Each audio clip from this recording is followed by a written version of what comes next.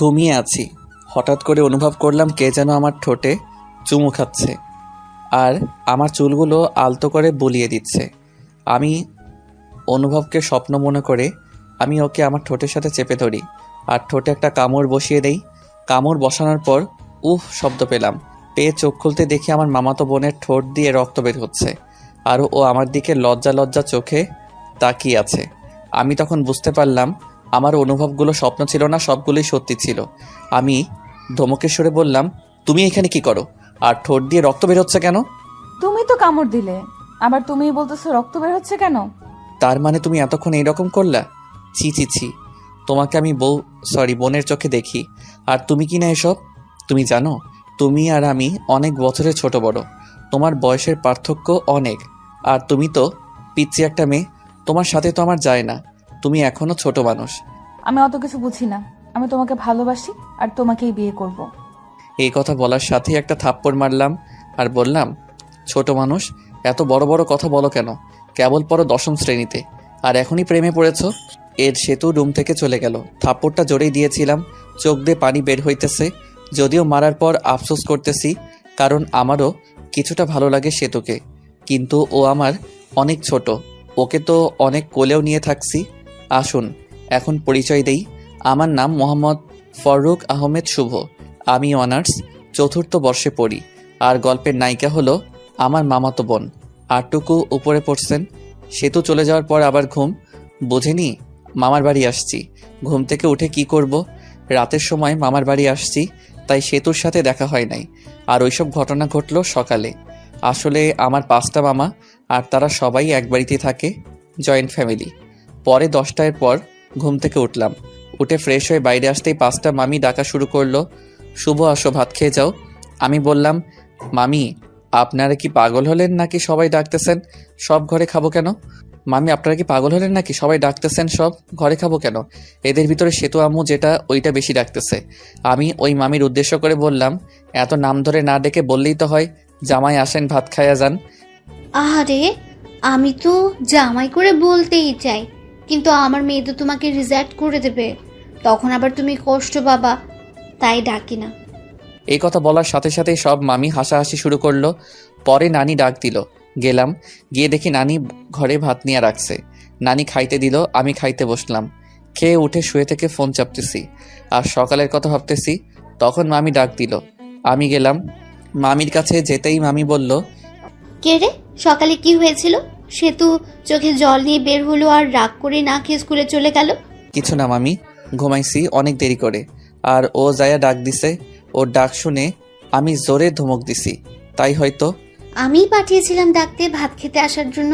আচ্ছা যা হয়েছে, তোকে তোর মামা একটু পাশের স্কুলে ডাক দিতে বলছে, যা।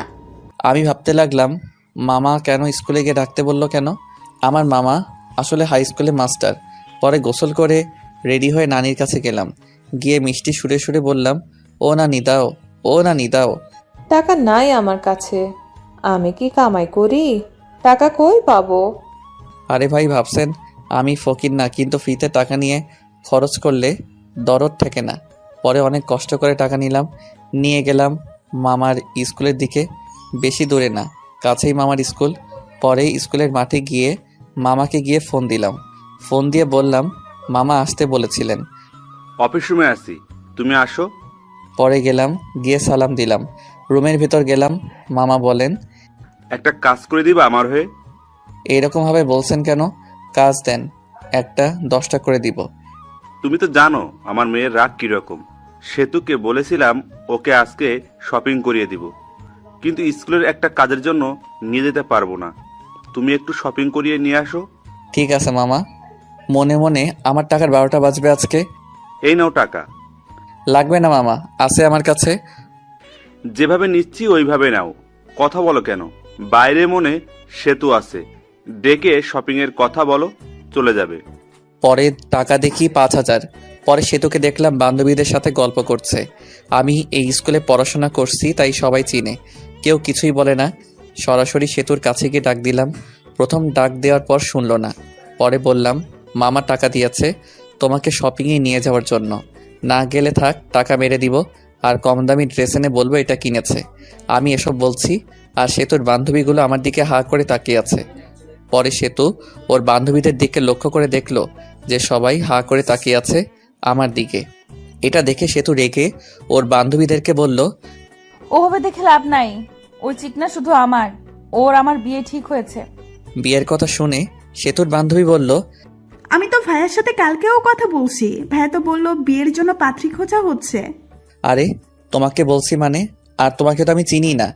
ভাই আমার আইডির নাম হলো মিয়া, আমি মন্দ না। ও তুমি সেই মেয়ে? তোমার সাথে বলার সময় ভেবেছিলাম তুমি হয়তো সুন্দরী না, কিন্তু এখন দেখে মনে হচ্ছে আসমান থেকে পরী নেমে এসেছে। এটা বলে সেতুর দিকে তাকাতেই দেখি সেতু আমার উপর রাগে কটমট করছে। মনে হইতেছে আজ তো খেয়ে ফেলবে। ভাইয়া ওইভাবে বলিয়েন না, লজ্জা লাগে।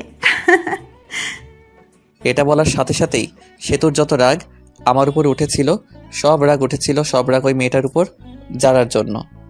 ইতি দাঁড়া, তোর রাগ ছুটাইতেছি। এটা বলে গিয়ে ইতিকে স্কুল ব্যাগ দিয়ে বাড়ি শুরু করলো আর বলল, শালা, তুই আর আমার হবু স্বামীকে মেসেজ দিবি না, যদি দেস তাহলে তোর 24টা বাজাবো। তুই আর আজে বাজে মেয়ের সাথে মেসেজ রিপ্লাই দিবি না, আর ব্লক করে দিবি। আমি নিশ্চুপ হয়ে শুনলাম। আর কিছু বললে আমাকেই ব্যাগ দিয়ে বাড়ি শুরু করতো। স্কুল থেকে সরাসরি শপিং মলের দিকে রওনা দিলাম।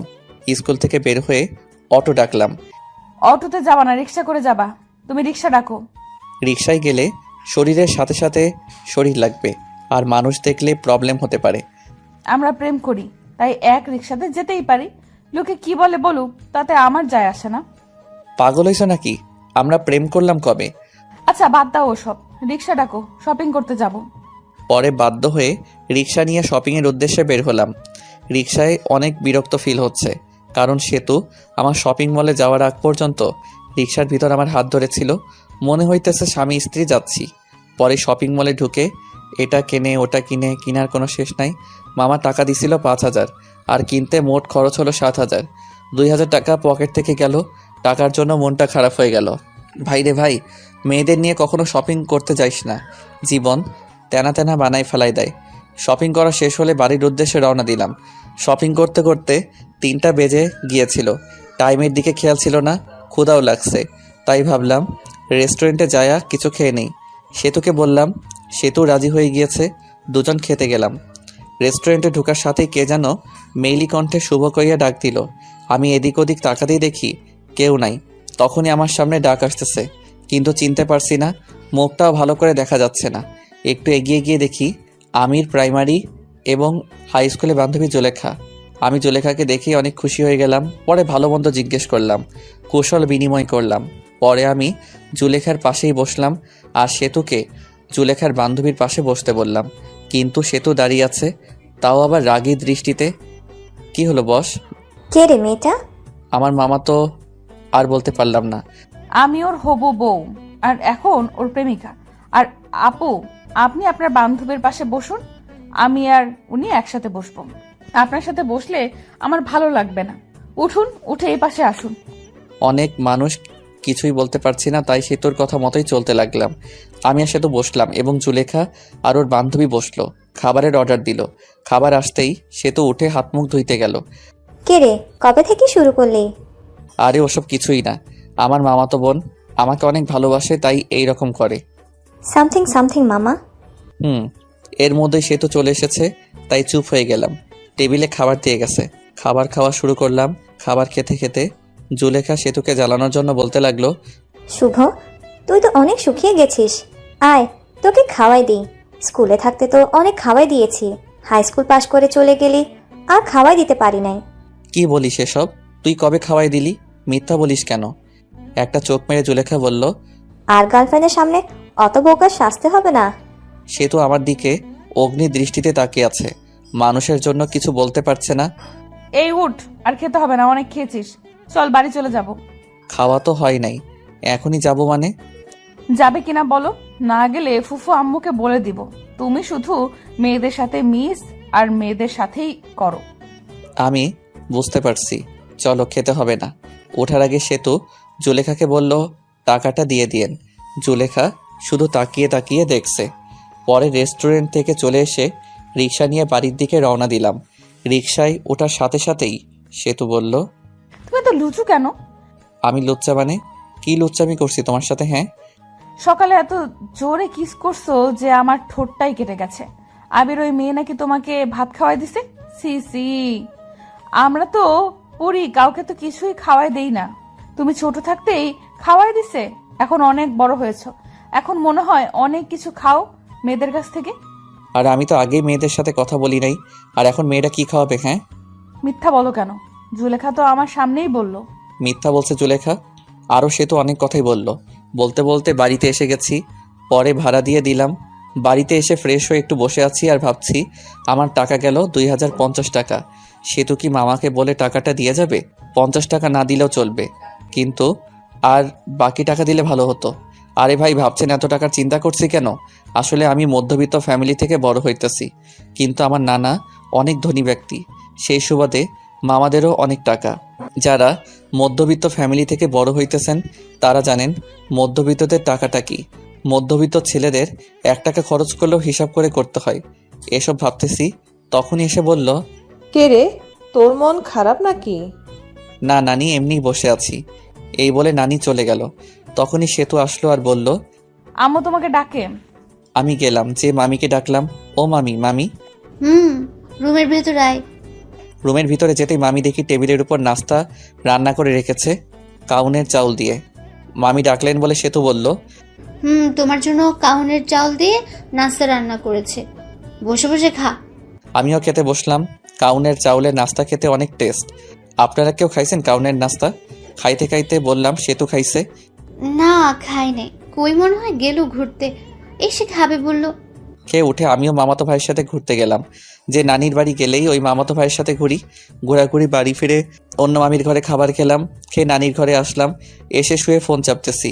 কিছুক্ষণ সময় যাওয়ার পর মামারা সবাই এসে পড়েছে। মামারা সবাই নানির ঘরে এসে গল্পগুজব করে। নানির বয়স হয়ে গেছে আর নানু ভাইও মারা গেছে, তাই আর কি। মামিরাও আসে, সবাই অনেকক্ষণ গল্প করে। ওই দিনও গল্প করতেছি, তখনই সেতু এসে বলল, ভাইয়া তোমার ফোনটা দাও তো। মামা মামি সবাই বসে আছে, তাই ফোন দিয়ে দিলাম। কিছু না বলে আমরা গল্প করতেছি। সেতু তো মোবাইল পেয়ে প্রথমে ঢুকলো, মেসেজে ঢুকে দেখে অনেক মেয়ে মেসেজ দিছে। মেসেজ দেওয়ার অবশ্য কারণ আছে, ওটা বলবো না।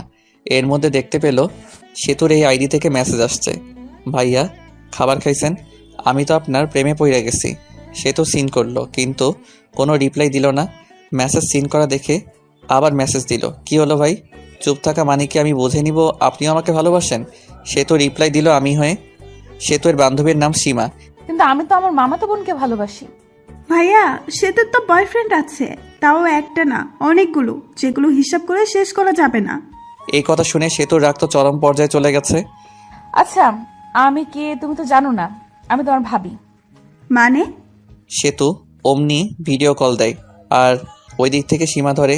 কল ধরার সাথে সাথেই সেতুর মুখ দেখতে পেয়ে অবাক হয়ে যায়। ওই শালা, আমার অনেকগুলো বয়ফ্রেন্ড আমার, তাই না? না মানে এমনি বলছি। এখন থেকে আর মেসেজ দিবি না। এটা বলে কল কেটে দেই, আর আমার মেসেঞ্জারে যত মেয়ে ছিল সবগুলো মেয়েকে ব্লক মেরে দেই। এমনকি যেসব আমার ফ্রেন্ড লিস্টে ছিল সব মেয়েকেই ব্লক করে দেই, আর মেসেঞ্জারে সব চ্যাট মুছে ফেলে। আর রিলেশন স্ট্যাটাস দেই, ইন এ রিলেশনশিপ। মা, ফোনটা শুভকে দিয়ে দিও। তুই এত বড় ছেলেকে নাম ধরে বললি কেন? ও তোর ভাই, আর তুই ফোন নিয়েছিস, তুই দিয়ে আয়। পাবো না। মামি আমাকে ফোন দিয়ে গেল। ফোন হাতে নিয়ে দেখি ফোনের সব কিছুই চেঞ্জ। ওয়ালপেপার দিছে সেতুর, আর লেখা ওয়ালপেপার পাল্টালে তুমি শেষ। পরে ডাটা অন করে মেসেঞ্জারে ঢুকলাম। মেসেঞ্জার একেবারে ভীম দিয়ে ঘষে পরিষ্কার করে ফেলেছে। তখনই একটা মেসেজ আসলো অচেনা আইডি থেকে। মেসেজে লেখা ছিল, শুভ সাহেব, এত ভেবে লাভ নাই, সব কিছু আমি ডিলিট করে দিছি। তোমার চ্যাট লিস্টে শুধু আমিই থাকবো। তোমার চ্যাট লিস্টে প্রথম ব্যক্তি আমি, আর শেষ ব্যক্তিও আমি। আর কোনো মেয়েদের সাথে কথা বলবা না, কথা বললে কিন্তু প্রবলেম হয়ে যাবে। তুমি কে? আর তুমি আমাকে চিনো কিভাবে? আমি চিনি তোমাকে, আর তুমিও আমাকে চেনো, তোমার আশেপাশেই আছি। আমি চিনতে পারছি, তুমি আর কেউ না, আমার কিউট বোন সেতু। ওই শালা, বোন বলা বাদ দিয়া বউ বললেই তো পারিস। সবাইকে কি বউ বানানো যায়? সবাইকে বলতে হবে কেন? শুধু আমাকে বলবা। তোমাকে বলবো কিভাবে? তুমি তো আমার আদরের ছোট বোন। তোকে কয়বার বলবো যে আমাকে আর বোন বলবি না? এরপরে বোন বললে তোর 12টা বাজিয়ে দিব। আচ্ছা বাদ দাও, অনেক রাত হয়েছে, ঘুমিয়ে পড়ো। ওকে। আমিও ঘুমালাম। সকালে উঠে বাড়িতে চলে আসব। ঘুম থেকে উঠে দেখি সেতু আমাকে জড়িয়ে ধরে শুয়ে আছে। এই সেতু, এইভাবে ধরে আছো কেন? মামি অথবা অন্য কেউ দেখলে কি ভাববে? কেবল তো এসে একটু জড়িয়ে ধরলাম, আর এরকম করছো কেন? সেতু ছাড়তে চাইনি, আমি জোর করে ছাড়িয়ে নিলাম আর বললাম, তুমি এখানে কি করো? হ্যাঁ, আম্মু ডাকতে পাঠাইলো তাই আসছি। তুমি যাও, আমি আসতেছি।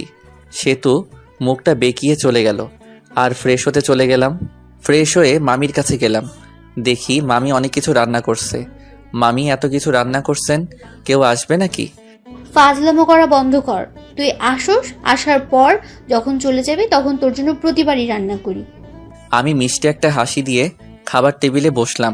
পাশে সেতু ছিল, তাই সেতুর দিকে তাকিয়ে দেখি মুখটা মলিন হয়ে গেছে। মুখ মলিন হয়েছে হয়তো আমার যাওয়ার কথা শুনে। আমি থাকলে হয়তো কিছুদিন মজা করতে পারতো আমার সাথে। রংপুর চলে যাবা কবে? বিয়ে না করে যাব না মামি, আব্বু পাত্রী দেখতেছে। ওমা, তাই নাকি? চোখের সামনে পাত্রী থাকতে আবার পাত্রী খোঁজা লাগে? কিরে সেতু, মনে মনে কি বলিস? আসলেই বিয়ে করবা? আপনিও না মামি, বিয়ে করলে আপনারা জানবেন তো। খাবার খেয়ে রুমে এসে কাপড়গুলো ব্যাগে তুলতেছি, তখনই সেতু আসলো আর বলল, তোমার সাথে কিছু কথা আছে। আমি শুনতেছি, বলো। আমার হাত ধরে নিয়ে গিয়ে খাটের উপর বসালো আর সেতুর আমার সামনে দাঁড়িয়ে আছে। কিছু সেকেন্ড দাঁড়িয়ে থাকার পর সরাসরি আমার ঠোঁট দুটো লেপটে নিল ওর ঠোঁটের সাথে। কিছুক্ষণ পর ছেড়ে দিল আর বলল, আমি তোমাকে অনেক ভালোবাসি, তোমাকে ছাড়া আমি বাঁচবো না। আই লাভ ইউ শুভ। আমি স্তব্ধ হয়ে আছি, কি উত্তর দিব ভাবতে পারছি না। আমিও সেতুকে ভালোবাসি, কিন্তু আমাদের বাস্তবতা অনেক কঠিন। আমার মামারা আমাকে অনেক বিশ্বাস করে। উত্তর দাও, কি হলো? সেতু, তুমি পাগলামি করছো কেন? তোমার আমাদের সাথে যায় না, আর আমাদের সম্পর্ক কেউ মেনে নেবে না। মাঝখান থেকে আমাদের যে মধুর একটা সম্পর্ক আছে, এটা নষ্ট হয়ে যাবে। আর আমার মামা মামিদের ভালোবাসা থেকে বঞ্চিত হতে চাই না। আর তোমাকে ভালোবেসে তোমাকে নিয়ে হয়তো পালিয়ে গেলাম।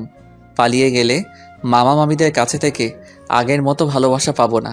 আর তোমরা উচ্চ ফ্যামিলির মেয়ে, আর আমরা নিম্ন মধ্যবিত্ত ফ্যামিলির ছেলে। তোমার আব্বুকে বললে সে কোনো কারণেই রাজি হবে না। এর ভিতর একটা কারণ হলো আমরা নিম্ন মধ্যবিত্ত। আর আমার আরেকটা সমস্যা আছে, যেটার কারণে আমি কোনোদিন হয়তো বিয়ে করতেও পারবো না। ওই সমস্যার কারণ শুনলে তোমার আব্বু আম্মু কেউ রাজি হবে না। আশা করি তুমি বুঝতে পারছো। তুমি এখন অনেক ছোট, আগে বড় হও, তখন সব কিছু বুঝতে পারবা। তুমি যে আমাকে ভালোবাসি বলতেছো, এটা তোমার আবেগ, যেটা বেশি দিন থাকবে না। কিছুদিন পর এই ভালোবাসা শেষ হয়ে যাবে, তখন আর আমাকে ভালো লাগবে না। তুমি তখন কলেজে যাবা, তখন তোমার অনেক বন্ধু বান্ধবী হবে, আর তোমার বন্ধুরা সবাই গার্লফ্রেন্ড বয়ফ্রেন্ড নিয়ে ঘুরতে যাবে। তুমি তো ঘুরতে পারবে না। তখন মনে হবে কার সাথে প্রেম করি, যার সাথে একদিনও ঘুরতে পারি না। কলেজে যাবা, আমার থেকে অনেক সুন্দর সুন্দর ছেলে দেখতে পাবা, আর তোমাকে প্রপোজ করবে, কারণ তুমি অনেক সুন্দর। আর ওই প্রপোজ পেয়ে মনে মনে বলবা, কত সুন্দর সুন্দর ছেলে প্রপোজ করে, আর আমি কিনা পড়ে আছি শ্যামলা একটা ছেলের কাছে। তখন আর আমাকে ভালো লাগবে না, আমাকে তোমার বোরিং মনে হবে। এই শোনো, আমি আর এখন ছোট নাই। আমি সামনে এসএসসি পরীক্ষা দিব, আর যারা 10ম শ্রেণীতে পড়ে তারা ছোট হয় না। আমি বড় হয়েছি, আর আমি সবকিছুই বুঝি। আর তোমাকে আমি সত্যিই ভালোবাসি। এই ভালোবাসা কোনো আবেগ না। আমি তোমাকে 9ম শ্রেণী থেকে ভালোবাসি। I really love you. এটা কখনো সম্ভব না। কেন সম্ভব না বলো? আমার অনেক বড় একটা প্রবলেম আছে। কি সমস্যা আমাকে বলো, আমি সব রকম সমস্যায় মেনে নিব। তোমার মতো কত মেয়ে বলল, শুভ তোমার সমস্যা থাকলেও আমি তোমাকে ভালোবাসবো, আর শোনার পর সবাই চলে গেল। আমি যাব না, বলো। আর একটু বড় হও, তখন বলবো। ভালো থেকো। আবার মনে হয় কবে আসি না আসি, দেখা হয় না হয়। এই বলে ঘর থেকে বের হয়ে আসি আর চলে যাই নানির কাছে। সব মামা মামির সাথে দেখা করে বিদায় নিয়ে আসলাম। সেতুকে একবার ভালো করে দেখলাম, দেখি সেতুর চোখে জল এসে পড়েছে। পরে আমি বাড়িতে এসে সেতুর সাথে ঘটনাগুলো সব বলি, শুধু কিসের কথা বাদ দিয়ে। আসলে আমি আর আম্মু ফ্রেন্ডের মতো। আমি ছোট থেকে আম্মুর সাথে শেয়ার করি। পরে কিছুদিন পর রংপুর ভার্সিটিতে চলে যাই। এর মাঝে সেতুর সাথে অনেক কথা, ভালো মন্দ এগুলোই জিজ্ঞেস করা হয়েছে। একদিন ভার্সিটিতে গিয়ে একটা মেয়ে বন্ধুর সাথে সেলফি তুলি আর ফেসবুকে পোস্ট করি। সেই পোস্ট সেতু দেখে ইনবক্স মাথায় তুলে ফেলে। ওই মেয়েটি কে? আমার বান্ধবী। বান্ধবী তাই কি হয়েছে? হ্যাঁ, ওইরকম ভাবে কাছাকাছি বসে সেলফি তোলা লাগবো নাকি? আমি তোমাকে কোনো মেয়ের সাথে সহ্য করতে পারি না। এরপর যদি আবার মেয়েদের সাথে সেলফি তুলো তাহলে আমি কিছু করে ফেলবো আর দোষ দিব তোমার। আচ্ছা ঠিক আছে, বলবো না। আমার অনার্সে পরীক্ষা দেই আর সেতু এসএসসি পরীক্ষা দেয়। সেতুর সাথে আমার অনেক কথা হয় 1 বছর। বলতে পারেন জিএফ বিএফ যেরকম করে কথা বলে আমরাও সেরকমভাবেই কথা বলি। 1 বছর সেতু আমার কাছে অনেকবার শুনতে চাইছে আমার প্রবলেম, কিন্তু আমি বলি নাই। এখন আমি চাকরি খুঁজছি আর সেতু ইন্টারে পড়ে। সেদিন শুধু জিজ্ঞেস করে, তোমার সমস্যাটা বলো। আমারও ধৈর্যের বাঁধ ভেঙে যায় আর আমি বলি আমি কোনোদিন বাবা হতে পারবো না। একটা অ্যাক্সিডেন্টে সমস্যা হয় আর ডাক্তার বলে আমি আর বাবা হতে পারবো না। সে তো শুধু মেসেজ সিন করলো আর হার্ট একটা ইমোজি দিল, পরে অফলাইনে চলে গেল।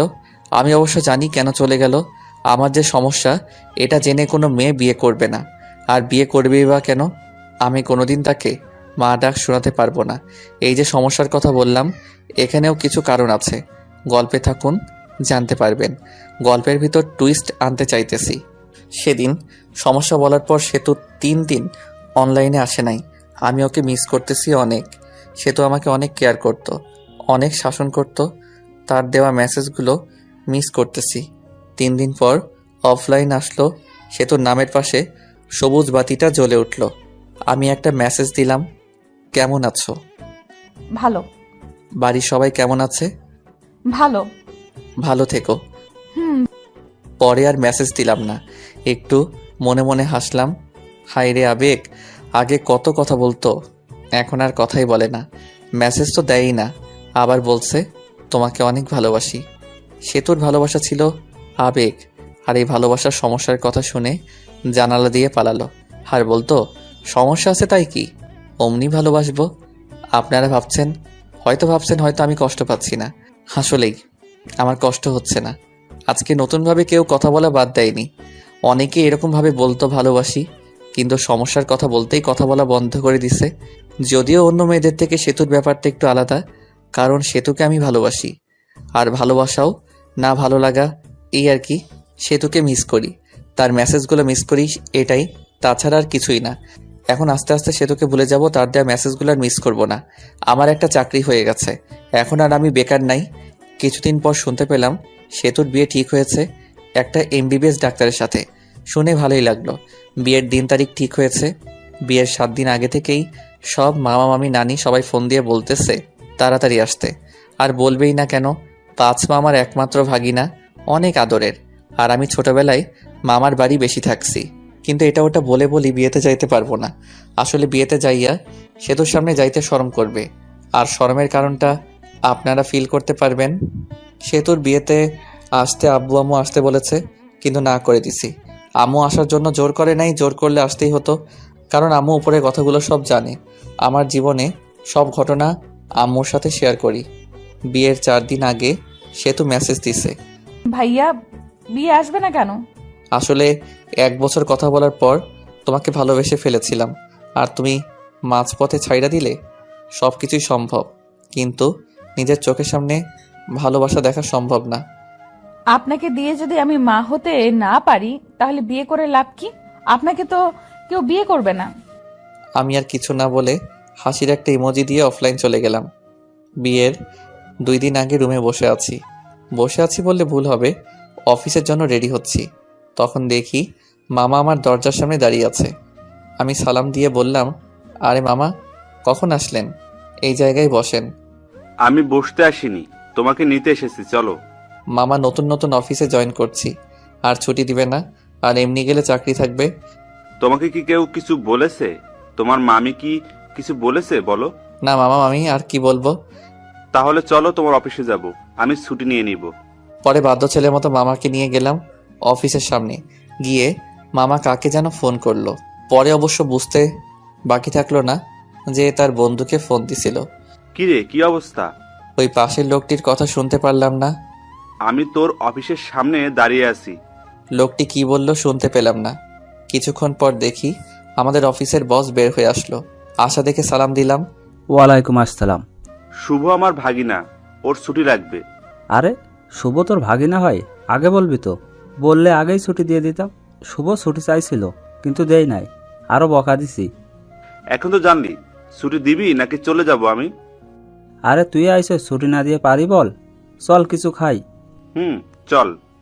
পরে একটা রেস্টুরেন্টে গেলাম, গিয়ে খাইতে বসলাম। তা শুভ কি কাজ কিছু পারে না পারে না? পারে, কিন্তু নতুন তো, তাই মাঝে মাঝে সমস্যা হয়। কিন্তু পারফরমেন্স ভালো, আগাতে পারবে। হঠাৎ করে আসলি, ফোন দিয়ে আসতি, তোর ভাবি শুনলে খুশি হতো। সময় নাই রে, এখানে দুইটা কাজের জন্য এসেছি। এক হলো তোর সাথে দেখা করতে, আর ভাগিনাকে নিতে। মামা একটা কার্ড বের করে দিল আর বলল, বিয়ের দিন চলে যাইস, আমার মেয়ের বিয়ে, আর কোনো কিন্তু চলবে না বলে দিলাম। ঠিক আছে, চলে যাব। তাহলে আজকে উঠি রে, বাড়িতে অনেক কাজ, বুঝতেই তো পারছস। আচ্ছা যা। পরে আমরা চলে আসলাম, এসে সরাসরি নানির বাড়ি। নানির বাড়ি অনেক মানুষ, সবাই আমাকে দেখে কাছে আসলো, সবাই কথা বলল।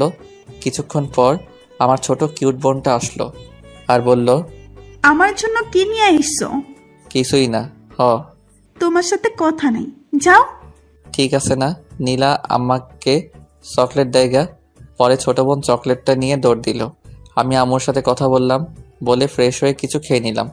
সেতুর সাথে এখনো দেখা হয়নি, অনেক খুশিতে আছে মনে হয়। বিয়ের সব আয়োজন কমপ্লিট করা হলো। বিয়ের দিন যেটা ভাবি নাই ওই কাজটাই হয়েছে। আরে ভাই, যেটা ভাবতেছেন ওইটা হয় নাই। আপনারা ভাবছেন সেতুর সাথে বিয়ে হবে, কিন্তু বিয়ে হবে না। আসলে আমি মেয়েদের উপর কোনোদিন ক্রাশ খাই নাই, বলতে পারেন কাউকে প্রথম দেখাই ভালোবেসে ফেলিনি। কিন্তু সেতুর বিয়েতে একটা মেয়েকে দেখি, যাকে দেখে বুড়াই ফিদা হয়ে যায়। ভালোবেসে ফেলেছি, কিন্তু মেয়েটিকে চিনি না। মামার বাড়ির আত্মীয়দের যতগুলো মেয়ে আছে সবগুলোই চিনি, কিন্তু এই মেয়েকে চিনলাম না। অত ভেবে লাভ নাই, শুভ আগে ভাব কিভাবে মেয়েটাকে পটানো যায়। যেভাবে হোক বিয়ের কয়দিনের ভিতর পটাতে হবে, না পটালে হাতছাড়া হয়ে যাবে। যেই ভাবা সেই কাজ। দেখতে পেলাম মেয়েটা একাই বসে আছে। আমি তার কাছে গিয়ে বসলাম। বসে থেকে বুকের বাম পাশে হাত দিয়ে বলতে লাগলাম, উহ, আহ, ইস। আপনার কোনো সমস্যা হয়েছে? ডাক্তারকে ডাক দিতে বলবো? উহ, ওহ, ইস, দেখতেই পারছেন বুকের বাবাসে চিনচিন করছে। ডাক্তারকে ফোন করব? এই ব্যথা ডাক্তার দিয়ে ভালো হবে না। এই ব্যথা ভালো হতে হলে আপনাকে লাগবে গো, আপনাকে। আরে আপনি কি বলেন সব? আপনি পাগল হয়েছেন নাকি? প্রেমে পড়লে যদি পাগল হতে হয় তাও হব তোমার জন্য। কি বলেন এসব? এই বলে মেয়েটি চলে গেল। আমি ওর চলে যাওয়ার দিকে তাকিয়ে রইলাম, ধ্যান ধরে বসে আছি। তখনই মামা বলল, শুভ এই কাজটা করতো। কাজ করতে চলে গেলাম, কিন্তু ওই মেয়েটির মায়াবী চোখ, এলোমেলো চুল, এত সুন্দর চাহনি, মিষ্টি মিষ্টি হাসি, সব মিলিয়ে পুরাই জোস। ভাবতে লাগলাম নামটা কিভাবে শোনা যায়। বাড়িতে যতগুলো লোক আছে তাদেরকে খাবার দিতে হবে, আর আমার দায়িত্ব হলো টেবিল ঘুরে ঘুরে দেখা। টেবিলের উপর সব কিছু রাখা হবে, সব আত্মীয়দের যা কিছু খাবে সব নিয়ে নিয়ে খাবে। ওইটাই দেখা লাগবো কোন জায়গায় তরকারি শেষ হলো, পানি শেষ হলো, কারো খাইতে প্রবলেম হইতেছে কিনা। এত কাজ আর বিয়েবাড়ির এত মেয়েদের মাঝে আমার চোখ শুধু ওই মেয়েটিকে খুঁজে। বিয়েবাড়িতে মেয়ে পটানো আর কথা বলার জন্য একেবারে পারফেক্ট জায়গা। অবশেষে সবাইকে খাইতে দেওয়া হলো। অনেকে আসলো, কিন্তু ওই মেয়েটিকে আসতেছে না। কিছুক্ষণ পর সেতুর বড় বোনের সাথে আসলো ওই মেয়েটি। পরে খাবার পরিবেশন করা হলো। আমি আসতেই রিধি আপু যে টেবিলে বসেছে ওই টেবিলে গেলাম। রিধি আপুকে বললাম, একা খাচ্ছ? একলা খাবো কেন? এই যে কত মানুষ আমার আশেপাশে। আচ্ছা, আমাকে সাথে নিয়ে খাইলেও তো হয়। একটা মাংসের টুকরা খাওয়াই দাও। হ্যাঁ কর, খাওয়াই দিতেছি। আপা, এই মেয়েটার নাম কি? কোন মেয়েটা? তোর ডান পাশেরটা। ও, এর নাম হলো আফরিন। এ হলো। আর কিছু শুনতে চাই নাই, নামটা দিয়েই চলবে। আচ্ছা, মেয়েদের নাম শুনে কি করবে? আবার প্রেমে পড়ে গেলে নাকি? আফরিন শুধু সবকিছু শুনতেছে আর অবাক দৃষ্টিতে আমাদের দিকে দেখছে আর খাচ্ছে। কি যে বলো না তুমি! প্রেমে পড়ে কি করবি? ফুপুকে বলে একটা বিয়ে করে ফেল, বয়স তো আর কম হলো না, আর কিছুদিন গেলে বুড়ো হয়ে যাবি, বউ পাবি না। আফরিনের মতো সুন্দর একটা মেয়ে পেলে তো এখনই বিয়ে করে ফেলতাম। আফরিন একটু কাশি দিল, খাক খাক করে। আর নিধি, কি বললি তুই? আর আমি এটা বলে ওখান থেকে চলে আসলাম। বেশিক্ষণ থাকলে প্রবলেম হয়ে যেত। সবার খাবার খাওয়া শেষ হলো, তখন মামা বলল, শুভ তুমি কি কিছু খাইছো? না মামা। তুমি তাহলে নিজের রুমে যাও, খাবার পাঠিয়ে দিতাছি। কিছুক্ষণ পর সেতুর শ্বশুর বাড়ি থেকে লোক আসবে, তখন তো আর খাইতে পারবা না। খাবার খেয়ে ভালো ড্রেস পরে এটা পরিবর্তন করো, গরমে ঘামের কারণে ড্রেসটা নষ্ট হয়ে গেছে। ঠিক আছে মামা। পরে চলে গেলাম নিধি রুমে। গিয়ে দেখি নিধি, আফরিন আরো কয়েকটা মেয়ে বসে থেকে ফোন চাপছে। আমাকে দেখে নিধি বলে উঠল, ক্যারে বান্দর, এখানে কি করস? আফরিনের দিকে তাকিয়ে থেকে বললাম, তাকে না দেখে আর থাকতে পারলাম না। কাকে রে? বুঝবি না রে। আপনারা হয়তো ভাবছেন নিধির ঘরে খাইতে যেতে বলল কেন। এখানে একটা কারণ হলো, বাড়িতে অনেক আত্মীয়, এখন আমাকে আলাদাভাবে খাওয়াতে হলে আলাদা একটা রুম তো লাগবে, তাই না? তখনই মামা খাবারের প্লেট নিয়ে ঢুকলো আর আমি টেবিলে বসে পড়লাম। মামা নিধিকে দেখতে পেয়ে বলল, তুই শুভকে তুলে তুলে দিস, শুভ তো তুলে নিয়ে খায় না। ওকে চাচ্ছু? সবার সামনে রেখে তরকারির বাটি, ভাতের বাটি আর যা কিছু আয়োজন করছিল সব খাইতে বসছি। তখন ছোট মামি এসে বলল, শুভ, ভাত নেও, তরকারি নাও। এমনকি মামি তুলে দিল। আমিও খাইতে লাগলাম। ছোট মামি চলে গেল, মেজো মামি আসলো, মেজো মামিও এসে তরকারি দিল, ভাত দিল, আমিও নিলাম। পেট ভরে গেছে। মেজো মামি চলে যাওয়ার পর আসলো সেতুর আম্মু, এসে বলল, তরকারি নাও। আমি বললাম নিব না, তবু জোর করে দিল। এদিক দিয়ে তো আমার অবস্থা খারাপ। পরে সেজো মামি এসে আরও দিয়ে গেল। আমার পেটে তো ঢুকে না। পিছনে তাকিয়ে দেখি নিধি আর ওর সাথে বসে থাকা মেয়েগুলো হাসতেছে। আর কাটা ঘায়ে নুনের চিটা দেওয়ার জন্য নিধি এসে বলল, চামচ দিয়ে মাংস প্লেটে দিয়ে বলল, এই নিয়ে খা, বেশি করে খাওয়া। আমার অনেক রাগ উঠে গেল, মনটাই চাইতেছে ধরে পিটাই। প্লেটে মাংস দিয়ে নিধি পাশের চেয়ারে বসলো আর ওর সাথে মেয়েগুলোকে ডাক দিল। আই, আমরা সবাই ওর পাশে বসে থাকি, যাতে ও খাওয়া বাদ দিয়ে পালাতে না পারে। ব্যাককেল মেয়েগুলো সবাই পাশে এসে বসলো, সাথে আফরিন সহ। আফরিন মনে মনে বলতেছে, আমাকে অনেক জ্বালাইছস, এখন একটু প্রতিশোধ নেই। আফরিনও মাংস তুলে দিল আর বলল, খাও, খাইলে শরীর ভালো থাকবে। আফরিন এই কথা বলার সাথে সাথে বললাম, ভাবছিলাম খাবো না, কিন্তু এখন খাবো। হাজার হলেও আমার গার্লফ্রেন্ড এত আদর করে দিল, আমি কি না খেয়ে পারি? আফরিন তো রাগে ফায়ার আর বাকি মেয়েগুলো হাসতেছে। এর মধ্যেই নিধির একটা কল আসে, আর একটু দূরে যাই কথা বলার জন্য। তখনই আফরিন আবার মাংস দেয় রাগ করে। আদর করে দিছি, খা, না খেয়ে উঠতে পারবি না। এবার দেওয়া দেখে রাগ উঠে গেল। এত খাবার খাওয়া যায় নাকি? রাগ ওঠার কারণে মাংসের ঝোল ঠোঁট দিয়ে ভরিয়ে নিলাম আর আফরিনের অপ্রস্তুত অবস্থায় সরাসরি লিপ কিস করি। লিপ কিস করেই দৌড়। পরে আর আফরিনের সামনে যাইনি। কিছুক্ষণ পর সেতু শ্বশুরবাড়ির লোক আসবে, সেই জন্য সবকিছু আরো সুন্দর করে সাজানো হলো। কিন্তু যেই সময় এই সেতু শ্বশুরবাড়ির লোকজন আসার কথা ছিল, ওই সময় পার হয়ে যাচ্ছে, কিন্তু কেউ আসছে না। তখন মামা কল করে ঘটকের কাছে। ঘটক মনে হয় কি বলল, তা শুনে মামা চোখে পানি এসে পড়েছে এবং মামা মাথায় হাত দিয়ে বসে পড়ল। পরে আমি আরও মামা এগিয়ে গেলাম, গিয়ে জিজ্ঞেস করলাম কি হয়েছে। মামা যা বলল তাতে তো আমার হুঁশ উড়ে যাওয়ার মতো অবস্থা। কথা হলো, সেতুর যার সাথে বিয়ে হওয়ার কথা ছিল সে নাকি অন্য মেয়েকে নিয়ে পালিয়ে গেছে। বাকি মামারা ওই মামাকে সান্ত্বনা দেওয়ার জন্য বলল, চিন্তা করিস না, আমরা তো আছি। সেতুর আব্বু উঠে আমার দিকে তাকালো আর বাকি মামারাও আমার দিকে তাকালো। তারপর মামারা কি মনে হয় চোখাচোখি করে চলে গেল আমার বাপের কাছে।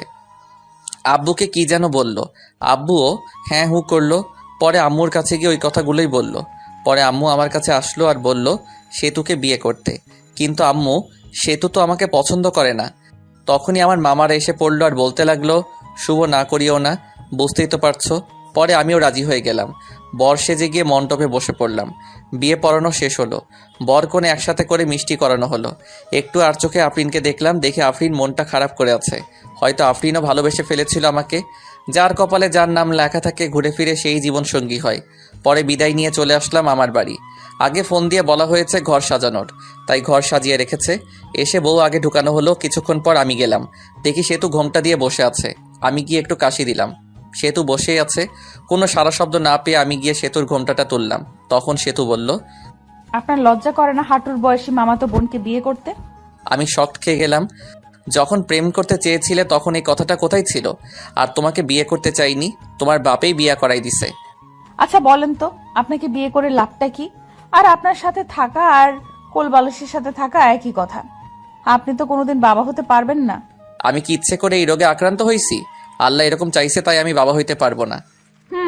কত স্বপ্ন ছিল ডাক্তার বেটাকে বিয়ে করে 2টা বাচ্চা নিব, কত মজা করব, কিন্তু ডাক্তার বেটা অন্য বেটিরে নিয়ে ভাগ্যে গেল। কপাল খারাপ আমার। আমরা একটা বাচ্চা কিনে নিয়ে আসতে পারবো তো, তাই না?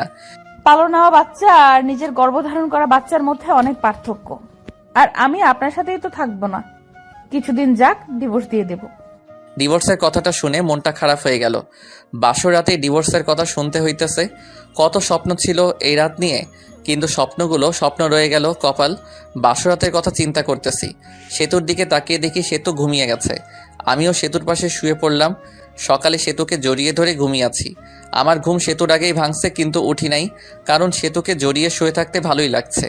তখনই সেতুয়ের ঘুম ভেঙে গেল, আর সেতু নিজেকে ছাড়ানোর চেষ্টা করছে, কিন্তু পারছে না। পরে সেতু এমন একটা কাজ করলো যে কাজটা আমি ভাবতেই পারি নাই। সেতু আমার কাছে থেকে ছাড়াতে না পেরে গালের ভিতর চিমটি মারল, আর আমিও বলে উঠলাম। গালে হাত দিয়ে দেখি যেই জায়গায় চিমটি দিছে ওই জায়গা দিয়ে রক্ত বের হচ্ছে। এটা দেখে মেজাজটা খারাপ হয়ে গেল। লজ্জা করে না আপনার আমাকে জড়িয়ে ধরতে? যত সব ফালতু ছেলে। বউকে জড়িয়ে ধরে ঘুমালেই সবকিছু হয় না, সন্তান জন্ম দেওয়ার ক্ষমতা থাকতে হয়। আমি কি বলবো না বলবো খুঁজেই পাচ্ছি না। কথা বলার ভাষা হারিয়ে ফেলেছি। একজনের একটা সমস্যা থাকতেই পারে, তাই বলে কথায় কথায় এইরকম। কিভাবে বলবো? হ্যাঁ, তাড়াতাড়ি আমাকে ডিভোর্স দিবেন। এটা শুনে আরো মেজাজটা খারাপ হয়ে গেল। পরে মারলাম একটা থাপ্পড়। এত ডিভোর্স করস কেন রে? ডিভোর্স কি খুব ভালো জিনিস নাকি? ডিভোর্স দিলে আমার কিছুই হবে না, আর তোর সাথে ছেলেরা কথা বলবে, কিন্তু কেউ বিয়ে করার জন্য না, শুধু তোর দেহ লুটার জন্য। এইগুলো বলে আমি চলে আসলাম বাহিরে। বিয়েটা কীরকম হলো তা আপনারা জানেননি, তাই আমাদের বাড়িতে বেশি আয়োজন নেই। আমার ভালো বন্ধু আছে আমার বাড়ির পাশে, ওর নাম রবি। আমি রবিদের বাড়িতে চলে গেলাম। মনটা ভালো ছিল না, তাই game mode do not disturb চালু করে গেম খেলা শুরু করলাম আমি আর রবি। সেতুকে এসব কথা বলার পরে সেতুর আরও রাগ করেছে। সেতু ফ্রেশ হয়ে বাইরে এসে সবার সাথে কথা বলতেছে। আম্মু আব্বু আমাকে খুঁজতেছে, কারণ সকালে একেবারেই আমাকে দেখে নাই। 12টার সময় গেম থেকে বের হয়ে দেখি 50টার মতো মিসড কল উঠে আছে। দেখি আম্মুয়ের নাম্বার থেকে কল এসেছে, আব্বু কল দিছে, আরেকটা অপরিচিত নাম্বার। আমি রবিদের বাড়ি থেকে বের হয়ে বাড়ির দিকে হাঁটা ধরলাম, আর অপরিচিত নাম্বারটাতে কল ব্যাক করলাম। কল রিসিভ করে, কিন্তু কথা বলে না। কে আপনি? হ্যালো হ্যালো, কিন্তু কথা বলে না। কিছুক্ষণ পরে পরে বলল আমি বলার পর চিনতে পারলাম সেতু কল দিছে। পরে কলটা কেটে দিছি। দেখি বাড়ির কাছাকাছি এসে পড়ছি। বাড়িতে ঢোকার পরপরই আব্বু আম্মু জিজ্ঞেস করলো, কই গেছিলা? রবিদের বাড়িতে গেছিলাম। এই কথা বলার সাথে সাথে শুরু হলো বকাবকি। আমি চুপচাপ সবকিছু শুনে ঘরে গেলাম, গিয়ে ফোনটা চার্জ দিলাম। ঘরে সেতু বসে আছে। আমাকে দেখে জিজ্ঞেস করলো, কই গেছিলেন এত সকালবেলা? কই গেছিলাম তুমি শুনে কি করবা? ফোনটা চার্জে দিয়ে বাইরে এসে পড়লাম। আমাদের বাড়িতে হালকা কিছু আয়োজন করা হয়েছে সেতুদের বাড়ি থেকে। 2-3 জন লোক আসবে আমাদের নিতে। আমি ফ্রেশ হয়ে ঘরে গিয়ে শুয়ে আছি, আর সেতু বসে থেকে ফোন চাপতেছে। ফোন চার্জে, তাই টিপতেও পারছি। সেতুর দিকে তাকিয়ে আছি। ওরকম তাকিয়ে থাকেন কেন? তখনই একটা ফোন আসলো। দেখি আমার বন্ধুর গার্লফ্রেন্ড এবং আমার ন্যাংটাকালের বান্ধবী ফোন দিছে। নাম হলো মিথিলা। ফোন চার্জে ছিল, তাই রিসিভ করে স্পিকার বাড়িয়ে দিয়ে বললাম, কি রে শয়তান, বিয়ে করলি আর একটু কইলিও না? তাতেই আবার বলতি বিয়ে করার সময় তোদের ছাড়া বিয়ে করবি না। হঠাৎ করে সবকিছু হয়ে গেছে, রবিকে বলার টাইম পাই নাই। রবি বলল, তোর বউ দেখতে একদম বাজে। আমার দেখে রবির হিংসা হয়েছে, ওটা সুন্দর না তাই। আরো কি শুনলাম? কি শুনলি? শুনলাম রাতে বলে বিলাই মারতে পারস নাই। ধুর বেটি, এসব কি বলস? এমনি বললাম রে। পরে কথা কইরো, ফোন চার্জে আছে। আগে তো অনেক কথা বলতি, এখন বউ হয়েছে না, কথা বলবি কেন? বাবু রাগ করো না, রবি চিপাই নিয়ে চকলেট দিবনি। বান্দর, চিপাই নিয়ে চকলেট দিবে মানে? রবিকে বললো, রবি বলবনি কিভাবে চিপাই নিয়ে চকলেট দিতে হয়। এই কথা বলে কলটা কেটে দিলাম। আমি কেটে না দিলে কথা বলতেই থাকতো। ফোনটা রেখে সোজা হয়ে পিছনে তাকাতেই পারি নাই, দেখি সেতু দাঁড়িয়ে আছে। মেয়েটা কে ছিল আর আমাকে খারাপ দেখা যায় এটা বললো কেন? মেয়েটা কে আছে তোমাকে বলবো কেন? আর যাকে দেখতে যেরকম লোকে তো তাকে সেরকম বলবে। তুমি ওকে বাবু বললা কেন? ভালো লাগছে তাই বলছি। আর আপনি থেকে তুমি বলছো কেন? আমি তোমার বড়, সম্মান দিয়ে কথা বলবা। সে তো ঘরে বউ রেখে অন্য মেয়ের সাথে কথা বলতে লজ্জা করে না? লজ্জা করবে কেন? তোমাকে তো ডিভোর্স দিয়ে দিব। এটা শুনে রাগ করে সেতু চলে গেল, আর আমি শুয়ে রইলাম। কিছুক্ষণ পর সেতুর বাড়ি থেকে লোকজন আসলো। খাওয়া দাওয়া করে শ্বশুর বাড়ির দিকে রওনা দিলাম। শ্বশুর বাড়ি যাওয়ার পর সেতুকে জ্বালানোর জন্য। মেয়েদের বলতে কাছের মানুষকে জ্বালানোর সহজ উপায় হলো কাছের মানুষের সামনে অন্য মেয়েদের সাথে কথা বলা। শ্বশুর বাড়িতে যাওয়ার পর সেতুদের সব আত্মীয়রা ছিল। গিয়ে দেখি আফরিনও আছেই। মেয়েটার মনটা অনেক খারাপ। কপালে যা থাকে তাই তো হয়। আমাদের যে থাকার রুম দেওয়া হয়েছে ওই রুমে আগে থেকেই সেতু ছিল। পরে গেলাম, গিয়ে দেখি সেতুর বোনগুলো একসাথে বসে আছে। আমিও তাদের সাথে যোগ দিলাম। ওদের ভিতর থেকে একটা মেয়ে, দুলাভাই কত হ্যান্ডসাম। ওমা তাই নাকি? তুমিও অনেক কিউট। সেতুর সাথে বিয়ে না হলে তোমাকেই বিয়ে করতাম। সবাই হেসে দিল। তখন আরেকটা মেয়ে, দুলাভাই সেতুকে হানিমুনে কই নিয়ে যাবেন? সেতুকে নিয়ে হানিমুনে যায় কি হব? হানিমুন তো শালিদের নিয়ে যাইতে হয়, তাহলে মজা বেশি হয়। আমি তো ভাবছি সেতুকে রেখে তোমাদের সবাইকে নিয়ে হানিমুনে যাব। আহারে, সেতুকে রাইখা গেলে সেতু কষ্ট পাইবো। সে তো আনরোমান্টিক একটা মেয়ে। সেতুকে নিয়ে হানিমুনে গেলে টাকাটাই নষ্ট। তা না, তোমরা অনেক রোমান্টিক মনে হইতেছে। সেতুর দিকে তাকিয়ে দেখি সেতু সাপের মতো ফসফস করতেছে। যা, তোরা সবাই যা, ঘর থেকে বের হ। আমি ঘুমাবো, অনেক ঘুম ধরেছে। চলে যাচ্ছি। তোর স্বামীর ভাগ আমি নেব না। এই বলে সবাই চলে গেল। সেতু দরজা আটকিয়ে দিল আর আমার কাছে এসে বলতে লাগলো, ছি ছি, অন্য মেয়েকে হানিমুনে যেতে চাও, শরম করে না? বুঝলাম না, আমি তো ওদের সাথে মজা করে বলছি। পরে সেতু শুয়ে পড়ল। আমিও শুয়ে থেকে গেম খেলতেছি ফুল সাউন্ড দিয়ে, যেন সেতু ঘুমাতে না পারে। বাইরে গিয়ে গেম খেলুন, আমার ঘুমের সমস্যা হচ্ছে। সমস্যা হলে অন্য ঘরে গিয়ে ঘুমাও। সেতু পরে ফোনটা নিয়ে রেখে দিল। আমিও বাচ্চাদের মতো শুয়ে রইলাম। এভাবে ঝগড়া, সেতুর অপমান। আমি কোনোদিন বাবা হতে পারবো না। সে ডিভোর্সও চাই প্রতিদিন। আমিও কিছুই বলি না। 7 দিন শুনলাম এসব। এখন রংপুর চলে যাচ্ছি। অফিসে সেতুকে রেখে যাচ্ছি। পরে সবকিছু ঠিক করে সেতুকেও নিয়ে যাব। সবার কাছ থেকে বিদায় নিয়ে নিলাম। এখন সেতুর কাছে গেলাম। ভালোভাবে থেকো আর দোয়া করিও আমার জন্য। দোয়া করে কি হবে? তুমি মরলেই তো আমি খুশি হব। তুমি এটা বলতে পারলে? যেটা সত্যি ওটাই বললাম। আমি আর কিছু না বলে চলে আসলাম। বের হয়ে হাসি মুখে আব্বু আম্মুর কাছ থেকে বিদায় নিলাম। কিন্তু ওই সময় আমার খুব কষ্ট হচ্ছিল। মনে হইতেছিল যে আমি কান্না করি। আমি এত বিরক্তকর হয়ে গেছি যে কেউ একজন আমাকে মারার কথা বলছে। ভিতরে কষ্ট আর বাইরে হাসি নিয়ে চলে গেলাম চাকরি করতে। সকালের গাড়িতে গেছি, তাড়াতাড়ি পৌঁছাইছি। রাতে আম্মুর ওই জায়গায় কল দিছিলাম। আম্মুকে জিজ্ঞেস করছি সেতুর কথা। সেতুকেও ফোন দিছিলাম, কিন্তু রিসিভ করেনি, কেটে দিছে। পরের দিন সকালে উঠে অফিসের জন্য রেডি হয়ে অফিসে গেলাম। যাওয়ার পরেই পিয়ন এসে বলল, ম্যাডাম আপনাকে ডাকলো। আমি ভাবতে লাগলাম আগে তো স্যার ছিল, এখন ম্যাডাম কই থেকে আসলো। ভাবাভাবি বাদ দিয়ে গেলাম ম্যাডামের রুমের সামনে গিয়ে। ম্যাডাম আসতে পারি? আসেন। আমি ভিতরে গিয়ে ম্যাডামকে দেখে তো অবাক, কারণ ম্যাডাম আর কেউ নয়, বিয়েবাড়ি সেই আফরিন। আফরিন দেখে ভয় পেয়ে গেলাম। বিয়েবাড়িতে যা কিছু করছি চাকরি থেকে বের করে দেয় নাকি আবার। ভয়ে ভয়ে কাছে গিয়ে, আপনি আমাকে ডেকেছেন ম্যাডাম? তা কেমন আছেন? আর আপনার বউ কেমন আছে? আমি ভালো আছি, আর আমার বউও ভালো আছে। ভালো থাকলেই ভালো। ম্যাডাম, সেদিনের ভুলগুলোর জন্য দুঃখিত, মাফ করে দিবেন। ওইসব আমি ভুলে গেছি। আপনার বউকে সাথে নিয়ে এসেছেন? না, কিছুদিন পরে নিয়ে আসবো। নিয়ে আসলে আমাদের বাড়িতে নিয়ে যান সময় করে। আপনি বসের কি হন? আপনার বস আমার বাবা হয়। এমনি আপনার সাথে দেখা এবং অফিসটা ঘুরে দেখতে এসেছি। ম্যাডাম তাহলে আসি, অনেক কাজ করতে হবে, অনেক দিন পর আসলাম, দেখতেই তো পারছেন। এরপর কোনোদিন দেখা হলে ম্যাডাম বলবা না, নাম ধরে বলবা এবং তুমি করে বলবা। জি। পরে আসলাম কেবিনে বসে কাজ করা শুরু করলাম। কাজ শেষ করে ম্যাচের দিকে রওনা দিলাম। আজকে অফিস ছুটির আগে বের হয়েছি, কারণ হলো একটা বাসা খুঁজে বের করতে হবে। ম্যাচে তো আর বউ নিয়ে থাকা যাবে না। বাসা খুঁজেও পেলাম। বাসা ঠিক করে ম্যাচে ফিরলাম। পরের দিন বাসায় শিফট হব। পরে বাসায় শিফট হলাম। এখন বাসায় থেকে অফিস যাওয়া আসা করি। আমি রংপুর এসেছি 7 দিন হয়ে গেছে। এই 7 দিনে সেতুকে কল মেসেজ দিছি, কিন্তু কোনো রিপ্লাই পাইনি। একদিন সেতু আব্বু আম্মু এবং সেতুর আব্বু আম্মু সবাই একখানে বসে থেকে গল্প করছিল। তখন সেতু সবাইকে একটা প্রশ্ন করে, আম্মু, ওর কি কোনোদিনও বড়সড় অ্যাক্সিডেন্ট হয়েছিল? না, শুভ খুব সাবধানে চলাচল করে।